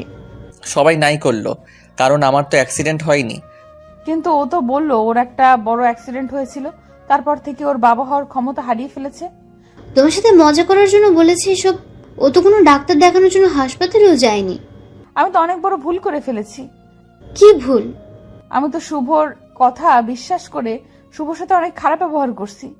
শুভর কাছে ক্ষমা চেয়ে নিও, তাই হবে। পরে সেতু ওইখান থেকে চলে আসে। আর ঘরে এসে ভাবতে লাগে পুরনো কথাগুলো। এখন শুভকে কিভাবে পটানো যায় সেটাই ভাবতে হবে। শুভকে জানানো যাবে না যে আমি এসব জানি। শুভকে যখন আমি ভালোবাসি এর কথা বলেছিলাম, ও তখন বলেছিল এটা আবেগ। আমি তো কত কিছু বলেছিলাম, তারপর তো আমি কত খারাপ ব্যবহার করলাম। এখন শুভ কি আমায় মেনে নিবে? এখন শুভ ভালোবাসার কথা বললে কি ভাববে? শুভর সাথে তো আমি এই কয়েকদিন কথাও বলিনি, অনেকবার ফোন দিছে, আমি তোর ফোনটাও ধরিনি। পরে তো আবার ফোন দিবেই, তখন কথা বলবো। এখন আমি আর সেতুকে কল দেই না। উকিলের সাথেও কথা বলছি ডিভোর্সের ব্যাপারে। সে যত দ্রুত সম্ভব উকিল কাজটা করে দিতে চাইছে। 7 দিন চলে যায়, তাও সেতুকে একবারই কল দেই না। সেতু আমাকে কল দেয়নি। সেতুর এখন আর ভালো লাগে না। সেতুর শুধু ইচ্ছে হয় শুভের সাথে কথা বলবে। সেতু মিস করে ওই দিনগুলো যে দিনগুলোতে শুভকে দেখতেই পারে নাই। শুভ কত কিছু বলেছে। যখন সেতুর ফোনটা বেজে ওঠে তখনই সেতুর মনে হয় শুভ মেসেজ দিছে বা কল দিছে, কিন্তু শুভ কোনো মেসেজ বা কল দেয় না। সেতু শুভকে কল দিতে চায়, কিন্তু কোনো একটা কিছু কারণে শুভকে মেসেজ বা কল দিতে পারে না। এখন আর শুভের সেতুর কথা মনে পড়ে না। শুভের প্রথম অনেক কষ্ট হয়েছে, আর নিজেই নিজেকে দোষ দেয়। সেতুকে মিথ্যা কথা বলাটা ঠিক হয়নি। এদিকে সেতু সবসময় মন মরা হয়ে বসে থাকে, কারোর সাথে বেশি কথা বলে না, শুধু শুভের কথা ভাবে। শুভের সাথে কথা মন চায় কিন্তু পারে না। ধৈর্য ধরে থাকে শুভ তাকে ফোন দিবে, কিন্তু শুভের নাম্বার থেকে কল আসে না। 1 মাস হয়ে গেছে, কিন্তু শুভ আর সেতুর মাঝে কথা হয় না। সেতু আর থাকতে না পেরে শুভকে কল দেয় রাতে, তাও আবার 12টার সময়, যে সময় শুভ ঘুমে মগ্ন হয়ে আছে। প্রথমবার ফোন ঢোকার পর ফোন রিসিভ করলো, কারণ শুভ তো ঘুম ভাঙেনি। পরের বার কল দিতেই শুভের ঘুম চোখে দেখে একটা কল এসেছে। পরে নাম্বার না দেখেই কলটা রিসিভ করে বলে, হ্যালো, কে? আমিটা কে? আমাকে চিনতে পারোনি? আমি সেতু। আরে বোন, কোন সেতু? আর এত রাতে ঘুমে ডিস্টার্বের জন্য কল করছো কেন? আমি তোমার বউ সেতু। বউ কথাটা শুনে শুভ নাম্বারটা ভালোভাবে দেখলো। সেতুই কল দিছে। পরে ভাবতে লাগলো, আব্বু আম্মুর কোনো কিছু হলো নাকি? এত রাতে ফোন দিছে সেতু। আব্বু আম্মুর কিছু হয়েছে নাকি ফোন দিচ্ছে? আব্বু আম্মুর কিছুই হয়নি, কথা বলার জন্য ফোন দিছি। ফাইজলামি রাখো। বিএফ লগে ভাইগা গেছো নাকি? আবার এখন প্রবলেম হয়েছে দেখে ফোন দিছো? আচ্ছা, কোনো কিছু ভেবো না, সরাসরি আমার এখানে চলে আসো, আমি সবাইকে ম্যানেজ করে নিব। ঘরে স্বামী থাকতে অন্য পুরুষের সাথে পালিয়ে যাব কেন? স্বামী তো শুধু কাগজে কলমে। আচ্ছা বাদ, কালকে অফিসে যেতে হবে বাই। আর এত রাতে কোনোদিন কল দিবা না, যত সব ফালতু। এটা বলে ফোনটা কেটে দেই আর বন্ধ করে রেখে ঘুমিয়ে পড়ে। এদিকে সেতুর মনটা আরও খারাপ হয়ে যায়। আমি কি এতটাই খারাপ ব্যবহার করেছি যে শুভ ভেবে নিতেছে আমার বয়ফ্রেন্ড আছে? ছি, নিজেকে নিজের উপর ঘৃণা হচ্ছে। আর কিভাবে শুভ আগে মেসেজ দিত, কেমন আছো, কি করো, কথা বলার জন্য ফোন দিত, আর এখন কথাই বললো না, ঘুরে ফিরে আমাকে অপমান করলো। সারা রাত না ঘুমিয়ে পার করে রাত, আর ডিসিশন নেই শুভের এখানে চলে আসবে, কারণ শুভ বলেছিল বাসা ভাড়া নিছে, আর যেতেও বলেছিল আমাকে। সকালে উঠে আব্বুর কাছে গিয়ে বলে, আব্বু আমাকে শুভর বাসায় রাইখা আসেন, আমি যাব, এটা ওকে বলবেন না। আব্বু মেনে নেয়, আর বিকেলের গাড়িতে তারা রওনা দেয়।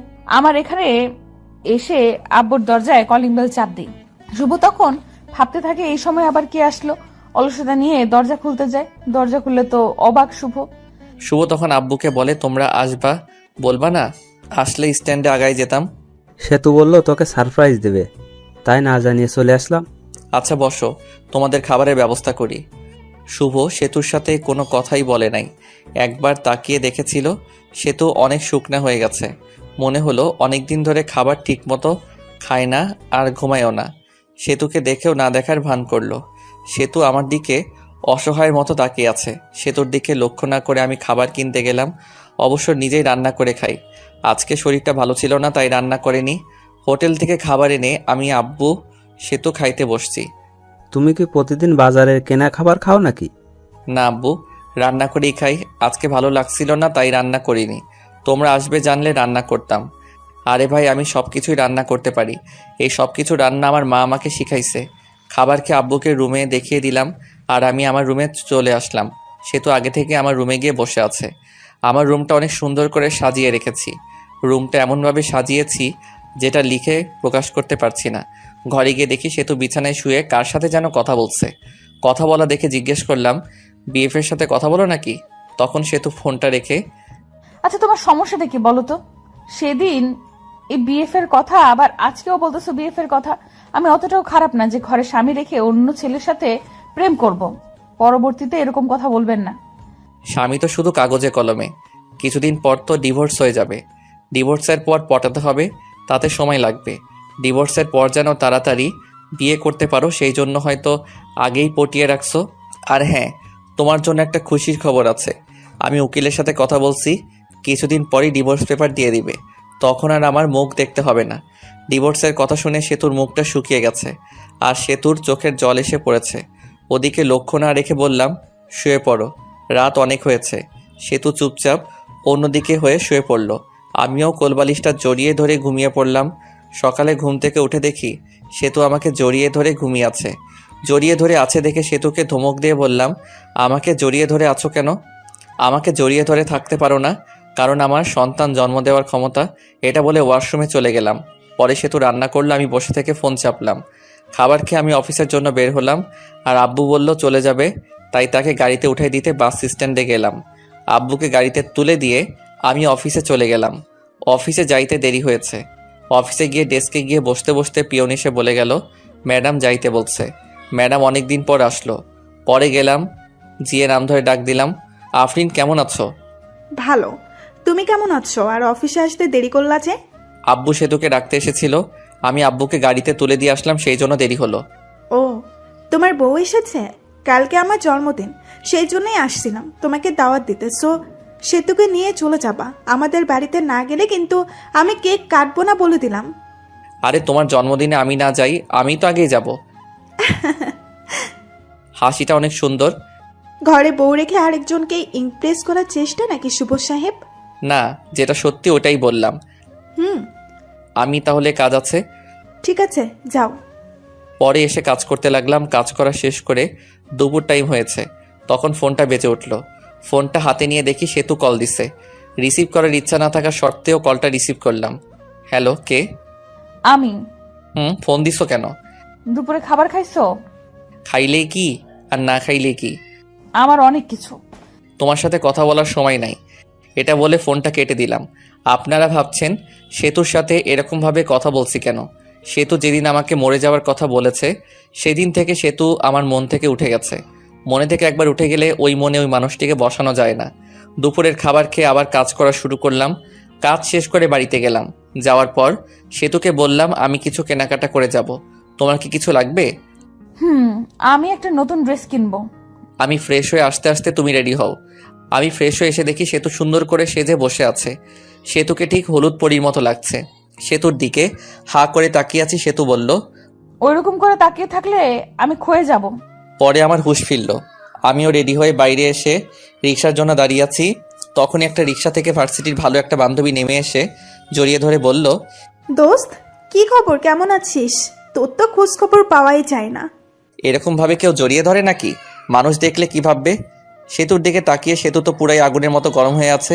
এর মধ্যেই সেতু বলে উঠল, এই ফালতু মেয়ে, এভাবে জড়িয়ে ধরে আছেন কেন? শুভ, কে রে এই মেয়ে? এই হলো। আমি হলাম ওর বিয়ে করা বউ। তুই বিয়ে করলি কবে? আমাকে একটু জানালিও না। আপনারা জানায় কি হবে? ওর থেকে 2 ফিট দূরে গিয়ে দাঁড়ান। শুভ ভাবি এরকম করে কথা বলছে কেন? ওর একটু রাগ বেশি তো, পরে তোর সাথে কথা বলিও। পরে বান্ধবী চলে গেল। ওই মেয়েটা আপনাকে জড়িয়ে ধরলো কেন? ছি ছি, আপনার লজ্জা করে না ঘরে বউ রেখে অন্য একটা মেয়ের সাথে এসব করতে? না জানি কত মেয়ের সাথে এরকম করেন। আমাকে দেখে কি লুচ্চা মনে হয়? হ্যাঁ, এর কোনো মেয়ের সাথে কি করি আর কি না করি সেটা আমার একান্ত ব্যাপার। এখন আর তোমার একান্ত ব্যাপার নাই, কারণ তোমার বউ আছে, আর বউটা হলাম আমি। তুমি তো আমাকে স্বামী হিসেবে মানোই না। কিছুক্ষণ চুপ থাকলো সেতু। আচ্ছা, আমাকে মাফ করে দাও, আগের ব্যবহারের জন্য দুঃখিত। আমাদের বাচ্চা না হলেও আমরা একটা বাচ্চা কিনে নিয়ে আসবো। আমি ভাবতে লাগলাম, সেতু এসব বলতেছো কেন? আগে তো খারাপ ব্যবহার করতো না। ও জেনে ফেলছে আমি ওর কাছে মিথ্যা বলছি। কিভাবে? মার্কেটে চলে আসছি, চলো শপিং করি। পরে কিছু কেনাকাটা করলাম, আর আফরিনের জন্য একটা গিফট কিনলাম। সেতু জামা কাপড় কিনলো। কিনে বাসায় এসে আমাদের রাখা জিনিসগুলো রেখে সরাসরি চলে গেলাম আফরিনদের বাড়ি। গিয়ে দেখি অনেক সুন্দর করে সাজানো। যদিও জন্মদিন পালন করার আমি পছন্দ করি না।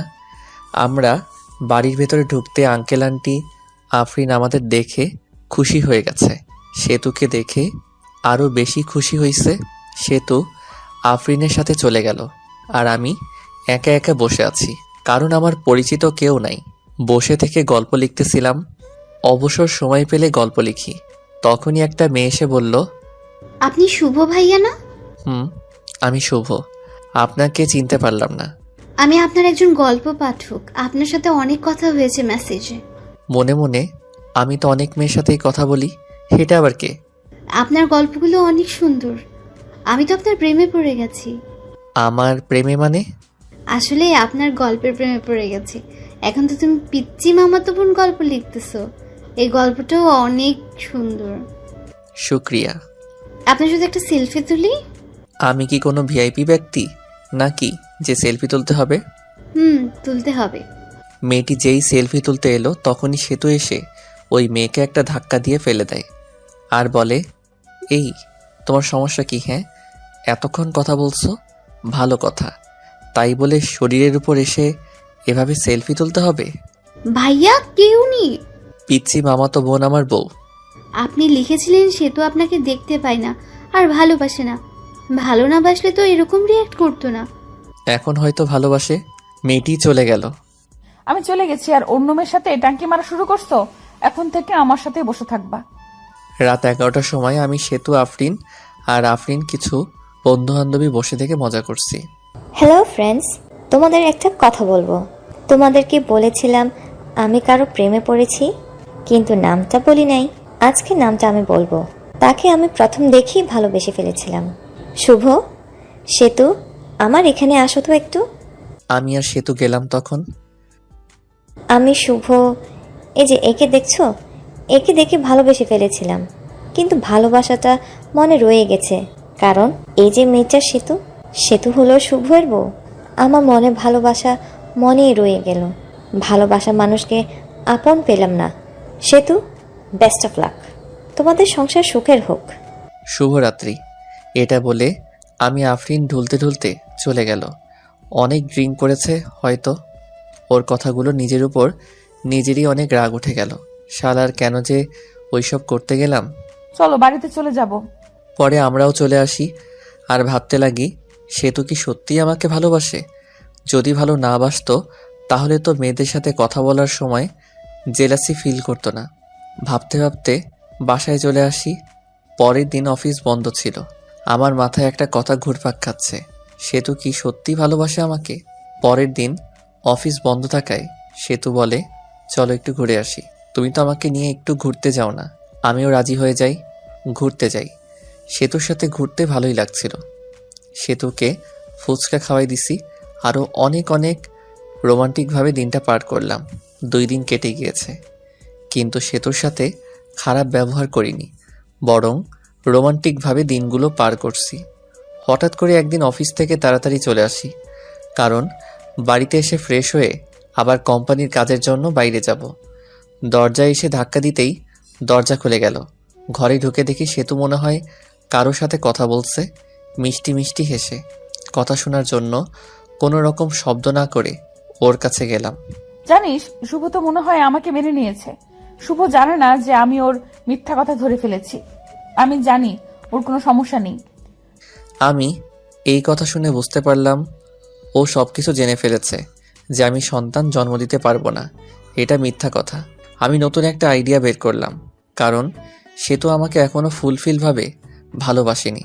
কোনো শব্দ না করে একটু পিছিয়ে এসে সেতুকে ডাক দিলাম। সেতু ফোনটা কেটে দিয়ে আমাকে জিজ্ঞেস করলো, তুমি এত তাড়াতাড়ি আসছো? আসাতে সমস্যা হয়েছে? না, সমস্যা হবে কেন? আমি আরো খুশি হয়েছি তোমার সাথে বেশি সময় কাটাতে পারবো। এসব বলতে বলতে সেতু এসে আমাকে জড়িয়ে ধরলো।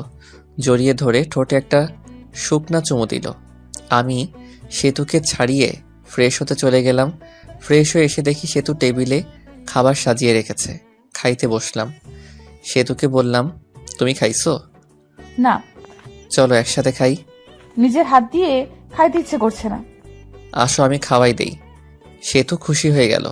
খাবার খেতে সেতুকে জিজ্ঞেস করলাম, আচ্ছা সেতু, তুমি তো এখন সত্যি ভালোবাসো আমাকে, তাই না? অনেক ভালোবাসি। এই যে আমি বাবা হতে পারবো না, এটা যখন তোমার রিলেটিভরা জানবে, তখন তোমাকে অনেক কিছু বলতে পারে। তখন কি তুমি আমাকে ছেড়ে দিয়ে চলে যাবে? লোকে কি বলুক তাতে আমার কিছুই যায় আসে না। আমি তোমাকে কখনোই ছেড়ে যাব না। আমি দীর্ঘ একটা নিঃশ্বাস নিলাম। কথা বলার মাঝেই খাবার খাওয়া শেষ। খাবার খাওয়া শেষ হওয়ার পর রেডি হয়ে সেতুকে একটা চুমু দিয়ে কাজের জন্য বের হলাম। বাড়ি থেকে বের হয়ে একটা বন্ধুর সাথে দেখা করলাম। ওই বন্ধুর বড় ভাই ডাক্তার, আর তাকে দিয়ে একটা মিথ্যা রিপোর্ট বানাবো। পরে ওই বন্ধুকে সবকিছু খুলে বলি, আর বলি তোর ভাবির ভালোবাসা পরীক্ষা করার জন্য একটা ফেক রিপোর্ট বের করতে হবে। রিপোর্টটা হলো আমি যে বাবা হতে পারবো না, এটার রিপোর্ট। বন্ধু প্রথমে রাজি হয়নি, পরে অনেক জোরাজোরিতে রাজি হয়েছে। পরে সব কিছুই বুঝিয়ে দিয়ে চলে গেলাম আমার কাছে। কাজ থেকে আসলাম, আর আসার সময় সেতুর জন্য আইসক্রিম আর ফুচকা নিয়ে আসলাম। যা দেখে সেতু অনেক খুশি হয়ে গেল। প্রতিদিনই অফিস থেকে আসার সময় সেতুর জন্য কিছু না কিছু নিয়েই আসি। এটা দেখে সেতু দেখে অনেক খুশি হতো, আর আমাকে একটা কিস করতো। 7 দিন যাওয়ার পর রিপোর্ট বের করে। পরে আমি আমার বন্ধুকে বলি, এটা বাড়িতে গিয়ে দিয়ে আসবি যখন আমি অফিসে থাকবো। বন্ধু তাই করে। আমি অফিসে থাকাকালীন বন্ধু আমার বাড়িতে যায় আর রিপোর্টটা দেয়, আর সেতু রিপোর্টটা নিয়ে পড়তে থাকে। পড়ে দেখে শুভ কোনোদিন বাবা হতে পারবে না। ওখানে এসব লেখা আছে, আর কারণও লেখা আছে। সেতুর মনটা তখন খারাপ হয়ে যায়। কি করবে সে বুঝতে পারে না। শুভের সাথে করবে না করবে কিছুই বুঝতে পারে না। শুভর সাথে থাকার সময়গুলোর কথা ভাবতে থাকে। এসব ভাবতে ভাবতে কোন দিক দিয়ে সময় পার হয়ে যায় সে তো জানেই না। আর আমি অফিস থেকে চলে আসি, আর সেতুর জন্য ফুচকা নিয়ে আসি। বাড়িতে এসে দেখি সেতু মনটা খারাপ করে বসে আছে। আমি সেতুকে ডাক দেই আর বলি, সেতু কি মন খারাপ? তোমার কি তোমার আব্বু আম্মুর কথা মনে পড়ছে? সেতু কোনো কথা না বলে রিপোর্টের কাগজটা আমার হাতে নিল। আমি কাগজটা হাতে নিয়ে বললাম, এসব তো তুমি জানো। তাহলে তোমার বাবা মাকে জিজ্ঞেস করার পর তোমার বাবা মা তাহলে বললো কেন যে তুমি মিথ্যা বলছো, যে তুমি বাবা হতে পারবে না? কারণ আম্মু জানে না। সেতু এই কথা শুনে মুখটা থেকে রাগি বানিয়ে চলে গেল। আমি ফ্রেশ হতে চলে গেলাম। ফ্রেশ হয়ে এসে কিছু খেয়ে নিলাম। সেতুর সাথে কথা বলার চেষ্টা করতেছি, কিন্তু সেতু দরজা খুলছে না। পরে আমি বাইরে বসে থেকে ভিডিও দেখছি। ভিডিও দেখতে দেখতে সন্ধ্যা হয়ে গেল। তখনও সেতু ঘর থেকে বের হলো না। এখন বুঝতে পারলাম সেতু কেন মন খারাপ করে বসে আছে। আমিও ভাবতে থাকলাম, সেতু কি তাহলে আসলেই আমাকে ভালোবাসেনি? সেতু এতদিন কি তাহলে মিথ্যা ভালোবাসতো আমাকে? সেতু তো ঘর থেকে বের হচ্ছে না। সন্ধ্যার রান্নাটা মনে হয় আমারই করতে হবে, তাই রান্না করতে গেলাম। রান্না করার প্রায় শেষ, তখন ঠান্ডা পানি মনে গরম পানিতে হাত দিছি, আর হাতটা গেল পুড়ে। পরে ওমাগো বলে চিৎকার দিয়ে উঠি, কিন্তু আফসোস ধরার মতো কেউ নাই। পরে নিজেই হাত ধরে ঠান্ডা পানিতে কিছুক্ষণ ডুবিয়ে রাখলাম। এরপর ডাক্তারের কাছে গিয়ে হাতটা মেডিসিন লাগিয়ে নিয়ে আসলাম। হাত একেবারে ছুলে গেছে, দেখতে অনেক বৃষ্টি হয়ে গেছে। রান্নার কাজ শেষ করে সেতুকে ডাক দিলাম। বললাম, সেতু, দুপুরের খাবার খাওনি, এখন রাতের খাবারটা খেয়ে নাও, তা না হলে শরীর খারাপ করবে। তুমি হয়তো আমাকে মেনে নিতে পারছো না। ঠিক আছে, আমার ডিভোর্স পেপার রেডি আছে, তোমাকে দিয়ে দেব, তোমাকে মুক্তি দিয়ে দেব। আসো, তাও খেয়ে নাও। পরে সেতু বের হলো। আমার হাতটা সেতুকে দেখাইনি। পরে সেতু চুপচাপ খেয়ে নিল। আমি আর খেতে পারলাম না, কারণ গুনে গুনে আমার ডান হাতটাই পুড়েছে। হাতের কষ্টের থেকে মনের কষ্ট অনেক বড়। সেতুকে অনেকটা ভালোবেসে ফেলেছিলাম। হাত পোড়ার কারণে হাতে জ্বালা পোড়া করছে, আবার মনটাও ভালো নাই। সেতুর সাথে কাটানো সময়ের কথাগুলো ভাবছি। কত সুন্দর ছিল দিনগুলো। এসব ভাবতে ভাবতে চোখে জল এসে গেছে। মনে হচ্ছে চিৎকার করে কাঁদি। ঘুম ধরছেই না, এমনিতেই হাতে জ্বালাতন করতেছে, আবার ক্ষুধা লাগছে। রাত 12টা বেজে গেছে। বসে থেকে কান্না করতেছি। কষ্ট আর সহ্য হতেছে না। অনেক কষ্ট হইতেছে, যেটা হয়তো লিখে প্রকাশ করতে পারবো না। চোখ দিয়ে জল থামছেই না। তখনই কাঁধে কারো হাতের ছোঁয়া পেলাম। পিছনে তাকিয়ে দেখি সেতু দাঁড়িয়ে আছে, চোখের জলটা মুছে। তুমি এখানে কি করো এত রাতে? আপনি কি করেন? আমার ভালো লাগছে না, তাই আমি বসে আছি। আমারও ভালো লাগছে না, তাই আমিও বসে থাকতে এলাম। তোমার আবার ভালো লাগবে না কেন? তোমার ভালো লাগার কারণে তোমাকে ছেড়ে দিতেছি। ডিভোর্স পেপার তো রেডি আছে, কালকে সকালে নিয়ে আসবো। মন খারাপ করো না তাও। মেয়েদের সাথে ফষ্টি নষ্টি করতে পারো না বলে ডিভোর্স আমাকে দিয়ে দিবে, তাই না? এসব কি বলো? তুমিও বললা ডিভোর্স দিতে। সে তো আমার কলার ধরে বলল, ওই, আমি কখন ডিভোর্স চাইলাম বল? আমি তো চুপচাপ ছিলাম। আমি বাবা হতে পারবো না শুনে তুমি মন খারাপ করে ঘরের দরজা দিয়ে বসেছিলে। তো এটা বোঝাই যায় তুমি আমার সাথে থাকতে চাও না, ডিভোর্স চাও। আর একবার ডিভোর্সের কথা বললে ঘাড়টা মোটকে দিব বলে দিলাম। আসলে আমি সরি, আমার ভুল হয়েছে। আমিও তোমাকে ছাড়া থাকতে পারবো না। আমি তোমার সাথে কাটানো সময়গুলোর কথা ভাবলাম, তুমি আমাকে কতটা কেয়ার করো ওইটা ভাবলাম। বাচ্চা হবে না তো কি হয়েছে, আমরা একটা বাচ্চা কিনে নিয়ে আসবো। সত্যি তুই আমাকে ছেড়ে যাবে না? মরার আগ পর্যন্ত যাব না। আজকে ব্যবহারের জন্য ক্ষমা প্রার্থী। আমরাই তো। সেতুকে আমাকে জড়িয়ে ধরে আছে, আমিও ধরছি। রোমান্টিক ওয়েদার আমাদের মাঝে। সেতু শরীরের সাথে একটু ডান হাতটা লাগলেই উহ বলে উঠলাম। কি হয়েছে তোমার? আমি তখন সেতুকে হাতটা দেখালাম। সেতু তো চমকে উঠল। এরকম হলো কেমনে? আজকে রান্না করার সময় এরকম হয়েছে। সেতু এর চোখে জল এসে গেছে। আমি আসলে সরি, আমার সন্ধ্যার সময় এরকম ভাবে থাকা উচিত হয় নাই। তোমার অনেক কষ্ট হচ্ছে তাই না? হুম তাহলে তুমি তো ভাতও খাও নাই তাই না? হুম পরে সেতু প্লেটে ভাত নিয়ে এসে আমাকে খাওয়াই দিল। আমি খাইতেছি আর মাঝে মাঝে হাতে কামড় দেই। খাবার খাওয়া শেষ করে আমার বুকের উপর সেতু শুয়ে আছে। আমি সেতুর মাথায় হাত বুলিয়ে দিচ্ছি। পরে দুজনেই ঘুমিয়ে পড়ি। এখন থেকে শুরু হলো রোমান্টিক সংসার। হঠাৎ করে একদিন সেতু মাথা ঘুরে পড়ে যায় আর আমি ডাক্তারখানায় নিয়ে যাই। ডাক্তার বলে, খুশির খবর, আপনি বাবা হতে চলেছেন। এটা শুনে আমি অনেক খুশি হই। সেতুকে বলতেই সেতু মুখটা গোমড়া বানিয়ে বলে, আমার পেটে বাচ্চা আসলো কিভাবে? তুমি তো বলেছিলে বাবা হতে পারবে না, আর রিপোর্টেও লেখা ছিল। ও, ওইসব ছিল সাজানো নাটক। ওই রিপোর্ট ছিল সাজানো। তুমি আম্মুর কাছে থেকে জানছিলা। আমার কোনো সমস্যা নাই, এটা আমি জানতে পারি। আর আমি তোমার ভালোবাসা কতটুকু সত্যি এটা জানার জন্য এসব করছি। তুমি ভালো না, তুমি অনেক পচা। রাগ করো না লক্ষ্মী সোনা, একটু হাসো প্লিজ। সেতু একটা মিষ্টি হাসি দেয়। এই খবর বাড়িতে পৌঁছালে সেতুকে সবাই বাড়িতে আনতে চায়, কিন্তু সে তো বাড়িতে আসবে বলে দেয়। আমাকে ছাড়া বলে সেতু এর ভালো লাগে না আমার একটা ছেলে সন্তান হয়, আর দেখতে একেবারেই ওর মায়ের থেকেও সুন্দর। আমি ছেলেকে দেখে ভাবতে লাগলাম আমার চেহারা ততটা ভালো না, তাই যত মেয়ে পিছে ঘুরছে। আর ছেলের চেহারা তো মাশাআল্লাহ অনেক সুন্দর। না, মেয়েরা আমার ছেলের জন্য কি না করে বসে।